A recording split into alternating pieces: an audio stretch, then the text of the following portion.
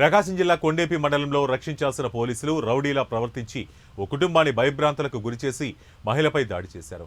జాళ్లపాలెం గ్రామానికి చెందిన మారంరెడ్డి కొండలరావుకు చెందిన పచ్చేరి షాపులో సీసీ కెమెరాలు ఉండడంతో సీసీటీవీ ఫుటేజ్ కోసం దుకాణం దగ్గరికి మణిపూడి ఎస్ఐ రమేష్ తన సిబ్బంది చేరుకున్నారు.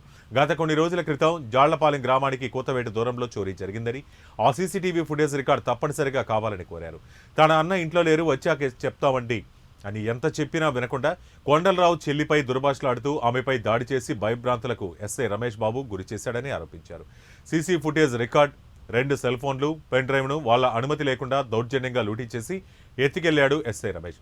బాధితురాలు అన్న జిల్లా ఎస్పీ దామోదర్కు జరిగిన విషయాన్ని తెలియజేశారు. ఎస్ఐ రమేష్పై జిల్లా ఎస్పీకి ఫిర్యాదు చేశారు.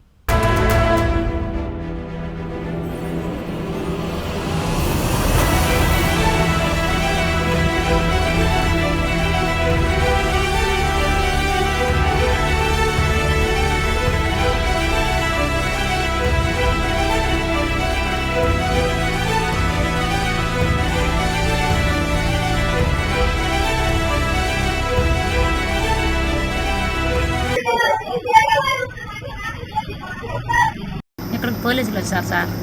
వచ్చి సీసీ కెమెరా చూడాలంటే మాకు తెలియదు, మా అన్నయ్య లేడని చెప్తే కాదు మేము చూడాల్సి ఉందనంటే మా అన్నయ్యకి ఫోన్ చేసి ఫోన్ ఇచ్చినాం, ఆయనకే ఇచ్చినాం మాట్లాడమని.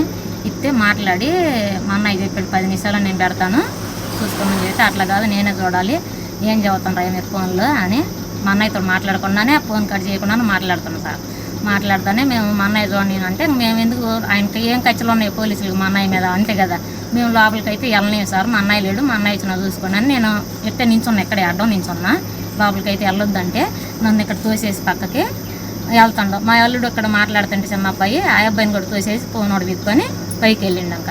పైకి వెళ్ళేటప్పుడు నేను పైకి వెళ్తుంటే నువ్వు ఎక్కడికి ఎందుకు వచ్చినావు మళ్ళీ అని చెప్పి డోర్ దగ్గర